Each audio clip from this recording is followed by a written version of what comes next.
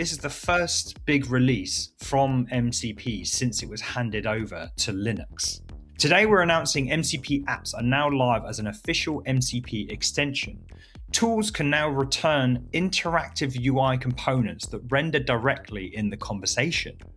Dashboards, forms, visualizations, multi-step workflows, and more. This is the first official MCP extension and it's ready for production. Should we watch this video?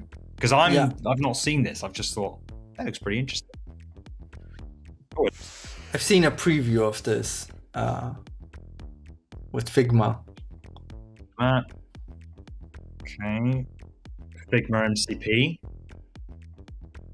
Oh, okay. When it uses MCP, it pops a window open. Yeah. It's like apps in ChatGPT. Kind of like ChatGPT apps, isn't it? But it's more of it's MCP protocol rather than bespoke.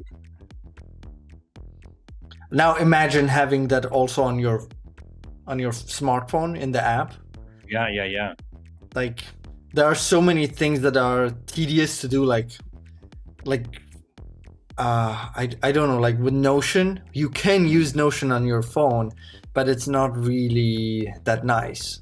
But here you could tell it to do it and it would show it and maybe you interact with it. So that is potentially very powerful.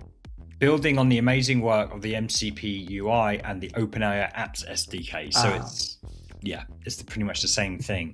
What are MCP apps? This is interesting because I was really excited by the OpenAI apps, but I never got around to using it. It's been a rocky road for MCPs, to be honest, but we're slowly getting there. I wonder how many people are using a tool search tool type of thing, because again, Cursor. Do you have any MCPs running in Cursor? I tried, but then I immediately went to build an app around it instead of using the MCP.